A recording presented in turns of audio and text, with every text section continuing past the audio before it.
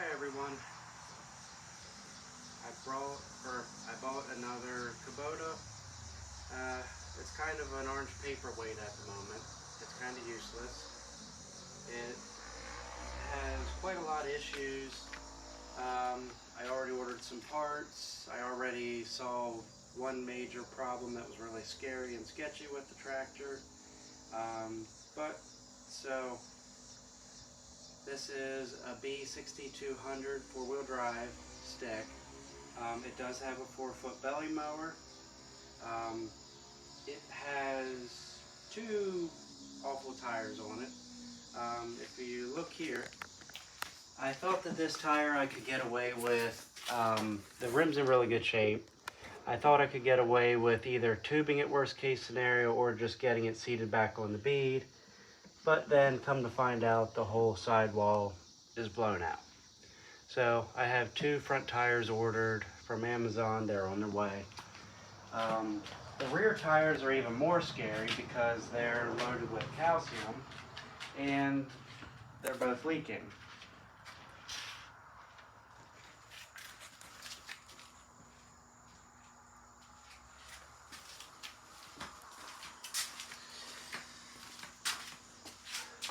I'm petrified that these rims are going to be paper thin and not going to be able to be repaired. And if I got to buy two new rear rims, that's going to be pretty much about the same amount of money as I paid for the whole damn tractor. So I'm trying not to go down that route. Tomorrow I'm probably going to dismount these tires after work and see what type of carnage is in these, on the inside of these rims. You'll know pretty quick if they're salvageable or not. As long as I can get into some good metal, I can have this welded up, and that won't be a problem if the whole rim is structural enough to be able to be saved. So these scare the hell out of me right now, and I hate doing tire work. I hate calcium. I hate dealing with anything. I'd rather get into the mechanicals of this tractor and the electrical system, or even work on the mower deck. This interests me like going to the dentist. I'd rather just not. So I'll get to why there's oil here. I went down to look at this tractor, and they said it had an oil leak. And I talked to the guy on the phone, and he said he thought it was engine oil. I thought, because I asked him if it was maybe hydraulic oil, since these have live hydraulics, and the hydraulic oil pump is on the side of the engine. But he said he thought it was engine oil. So I go down there to look at it, and there's no oil on the dipstick, so can't run the engine. Once I looked over the tractor, and they're lucky that their garage is very poorly lit because I didn't see half the damage of how bad it was. But I agreed on a price with them, gave them the money. I stuck oil in it and had to put 2 jump packs on it to try and get it to turn over. I turned it over a little bit, gave it a little glow plug. It started smoking right away out the exhaust, so I knew it was getting fuel. I knew it would run, you know. So I started it up. It did start after a little bit.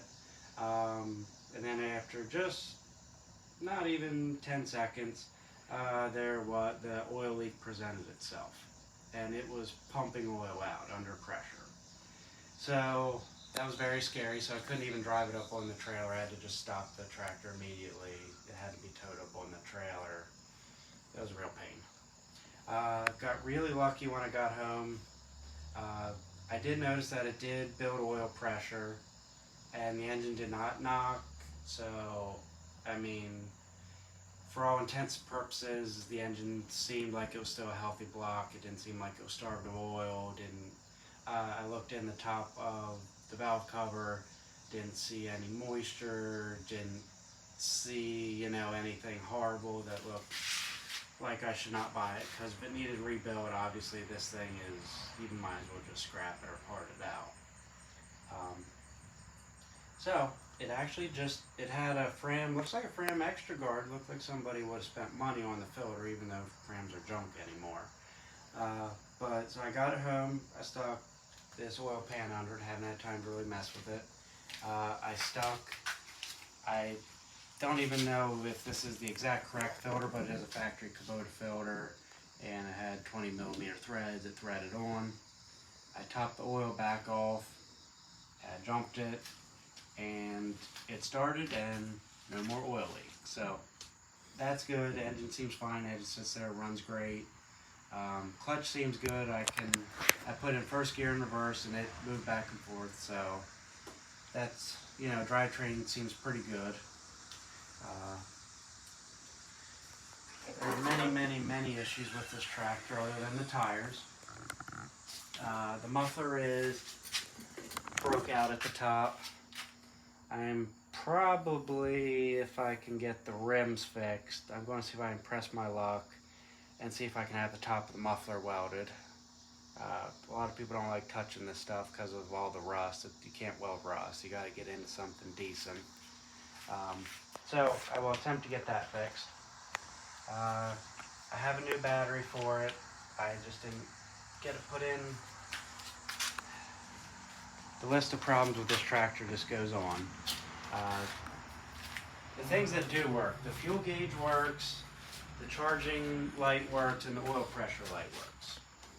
The tachometer and hour meter are in op. Tail lights, headlights, hazard lights, all in op. The mower deck is missing a belt. The mower deck, pretty much everything is froze up on. Mower deck has holes I can stick my fist through, practically my head. So it needs a lot of work. That being said, the tin is straight on this. The paint will clean up. The hour meter has stopped. I think it's 700 and some hours. It honestly, these hour meters only go up to 1,000 hours before they roll over because it's a mechanical hour meter. I don't know why they decided to do that on these. But I was feeling how much plays in the steering. Steering's really tight, so I mean the hours should not be much over the 700 some hours the way it looks. I think a lot of it was just poor storage for how bad the deck is, and the tires, the calcium is just horrible anyways. It has a factory seat on it yet. Obviously the seat cover is cracked and a little crappy, but I mean not the worst I've ever seen.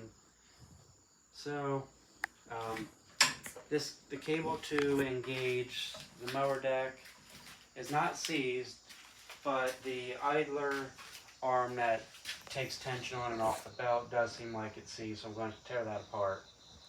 I do have a belt that came with the tractor, so I'm going to, at this point I might as well take the deck off, make sure it can be welded and patched, get it patched, then take and free up all the pulleys, wire wheel the rust off, put the belt on, and put that back under it after I get it back on 4 sneakers that, hold air. But otherwise, I mean, the engine seems very strong, very healthy.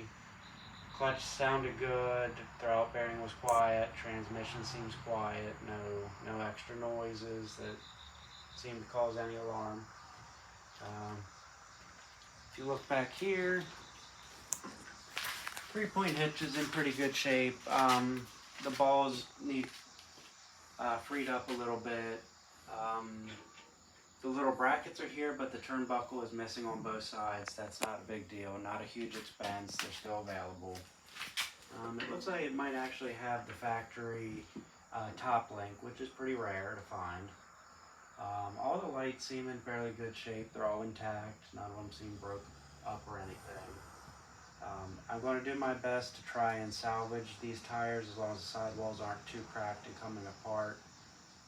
I would like to save the rims, have them welded, tube it, and just reuse these tires because, I mean, they have good tread and these are original. I think these are Bridgestone tires from Japan, just like my B6200 has on it.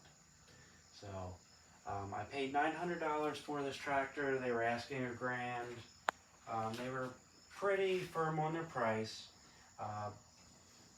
but I did get them down $100. I still don't know if I really made a good purchase or not. A lot of it's going to depend on how much I got to put into these tires and getting this deck fixed. Some of the other stuff, you know, a lot of it's just superficial. Other than that, most things can be fixed with real TLC. I think it was very damp where it was stored most of its life. Throttle was froze up, the hand throttle. I did get that broke free. It's still very stiff yet. I still can't use the cable to shut the fuel off. I still can't shut the engine off properly. I have to just start cracking open the cylinder decompression knob that opens up the exhaust valves, which is not ideal to stop this engine. But in time, I'll hopefully get it all fixed up, do a service on it. But first of all, got to get it on 4 tires that hold air and 4 decent rims. Then start getting the deck fixed, and then start digging into the electrical and start doing a full service. All the filters and fluids are going to be changed. So yeah, I mean, for a 3-cylinder diesel 4-wheel drive tractor with a belly mower, $900 is nothing anymore. It's one of those things, it's a gamble. Don't know if it's going to pay off quite yet, but either way, it needs fixed. I mean, the tractor is no good the way that sits like this. I mean, who would want to buy this? You have to be stupid to buy it. But either way, it's going to get the necessary work done to it, and I would like to actually try and mow with it late this fall yet and see how it does. Don't know if I'll get to that point yet. Tractor has a lot of hurdles to overcome to get there, but hope you guys like the video. Please like, comment, subscribe.